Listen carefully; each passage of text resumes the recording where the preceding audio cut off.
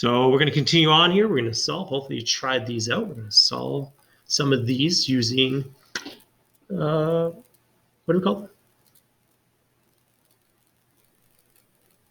What do we call them again? Yeah, it doesn't matter.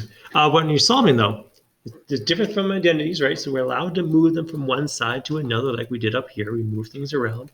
We're not proving the identity. We're just solving them for the 1 or 2 or 3 or 4 or 5 x values that would make this statement true.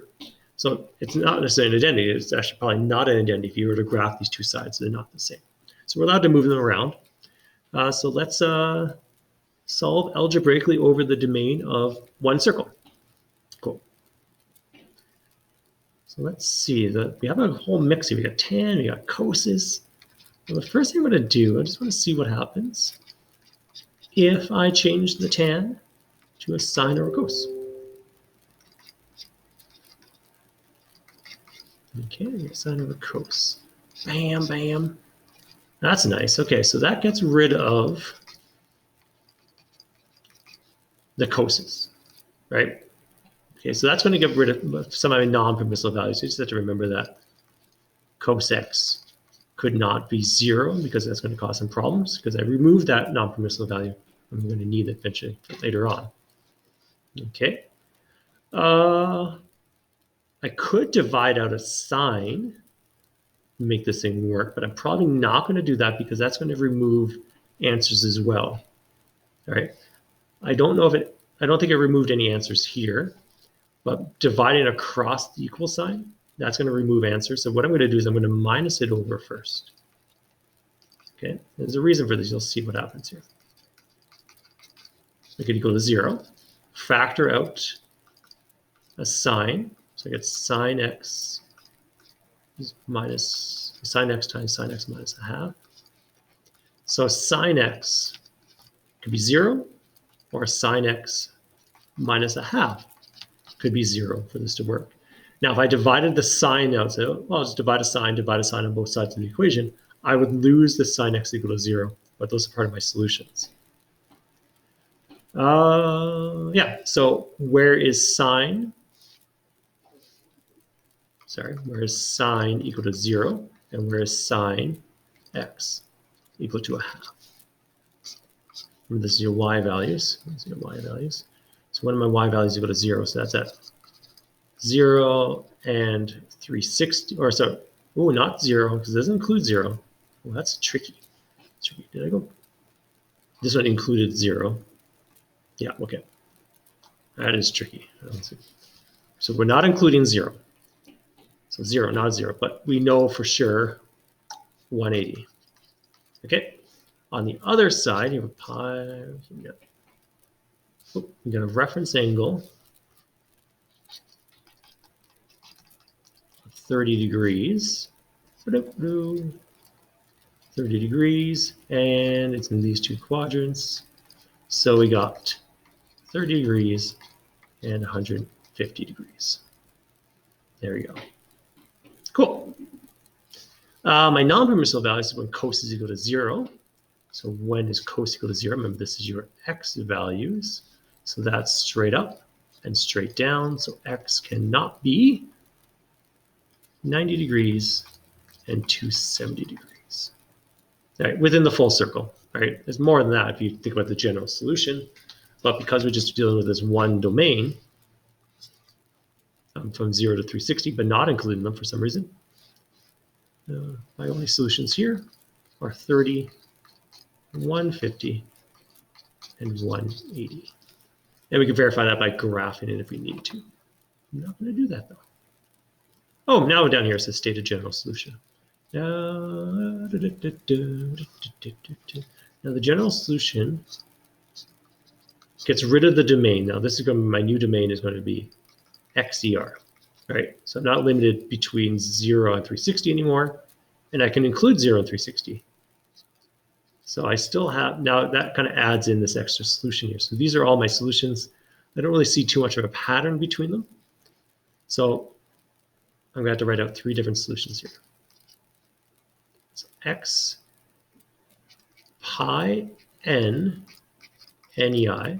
Now that there, well, why did I say pi? We're in degrees here. Yeah.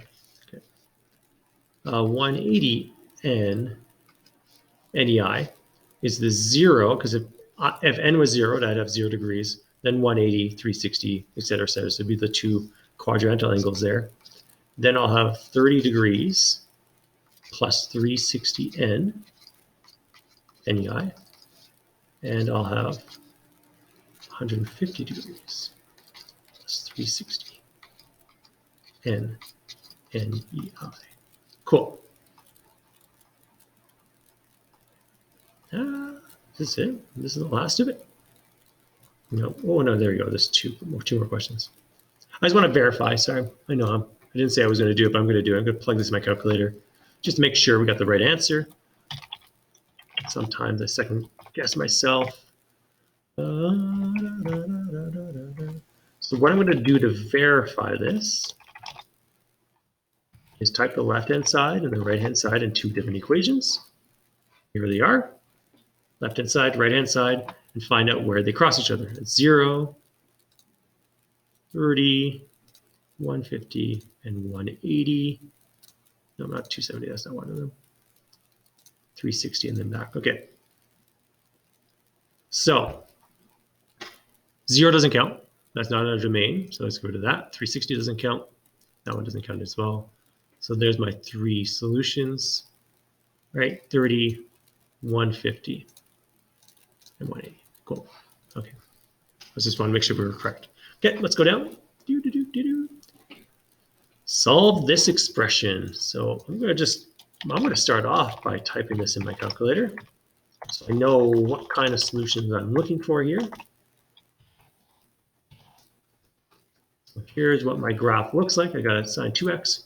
And you can see that what that's doing is just kind of squishing in the graph, right? Because that's a horizontal compression, or horizontal, sorry, stretch by a factor of 1/2. So this is my regular coast graph, and it got squished inwards. Okay, so 0, 120, 240, back to 360. I can see that there's a 120 difference between all of those. Cool. So I know what's going to kind of look like. But to do this, I'm going to solve this algebraically. I've got to get rid of this 2x to solve this algebraically. So I'm going to use one of my identities. And the identity I'm going to use in this one, because we have three identities here. We got for cos 2a. We have cos squared minus sine squared. We have 2 cos squared minus 1. And then we have 1 minus 2 sine squared. We got three different identities. We've got to pick the one that we think is going to work the best for us. And I think this one is going to work the best. The reason I picked this one, because it's keeping it cos. It's keeping it common, right? If I added in the sine x squared, then I'd be like, oh, if I get rid of this, I got to use my Pythagorean identity to get rid of the sine, to change it to cos. So it's just better to just change it to be all cos, or rearrange it to make it equal to 0 because it's a quadratic. Factor this quadratic. 2 cos x, cos x, 1 and 1. I have to end up with a -2, so there's going to be a negative on that one, a positive on this one. I think that's right.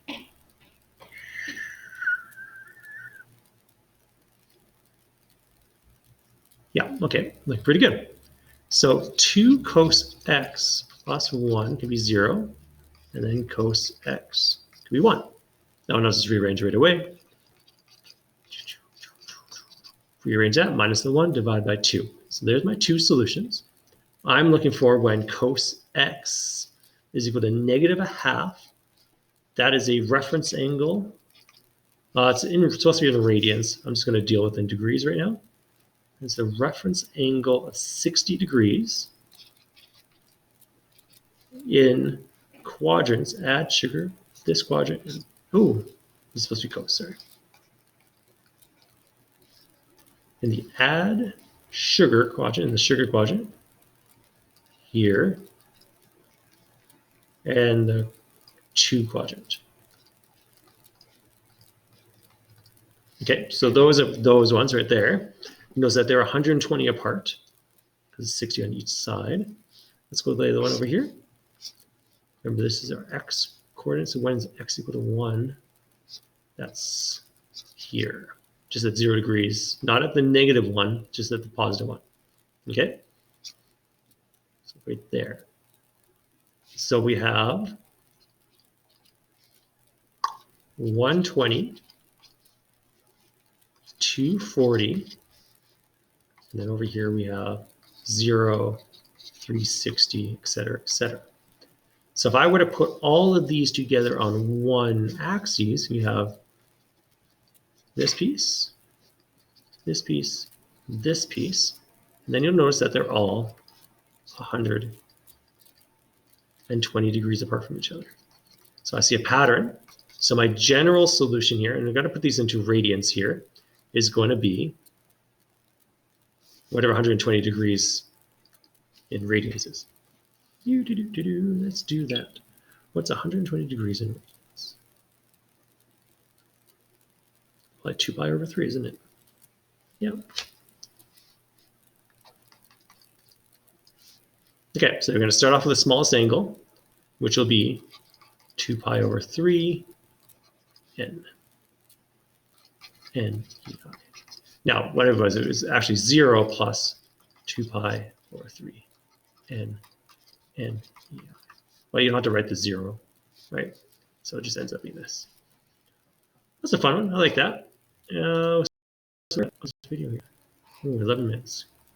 We could definitely do the last one. Okay, so solve this one. Oh, it has a secant in it.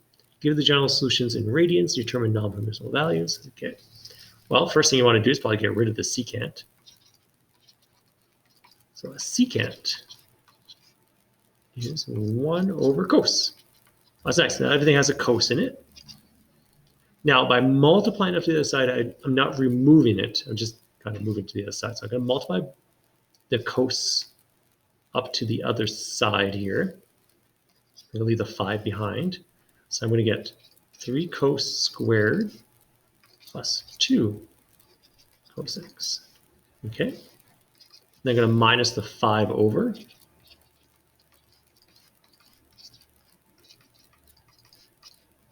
Put it back there.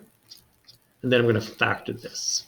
So I'm going to just put a little let statement here. Cos, let's put a w or something. So this is 3w squared plus 2w's minus a 5. What does that end up being? So I need a number that multiplies out to 15 and adds the 2. So 5 and 3, okay? It's going to add to positive 5. So it's going to be positive 3. There's going to be a 3w. There's going to be a 3w. And reduce that down there, okay? However you factor it, you just have to factor it out. So what we have here, we got 3 cos x plus 5, and then we have cos x minus 1. Cool. So I want to solve both of those. So I need to know when cos x is equal to -5 over 3, and when cos x is equal to 1. So there's no solutions for the first one because that ratio is larger than 1. But we do have a solution here. That's an x value. So there's only one solution here. Okay, so our solution, our general solution in radians is going to be 2 pi n.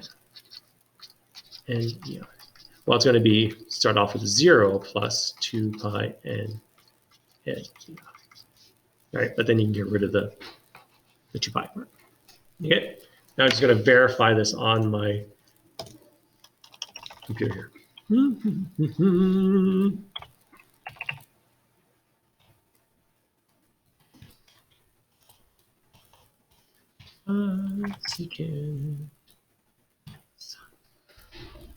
So here's the graph, right?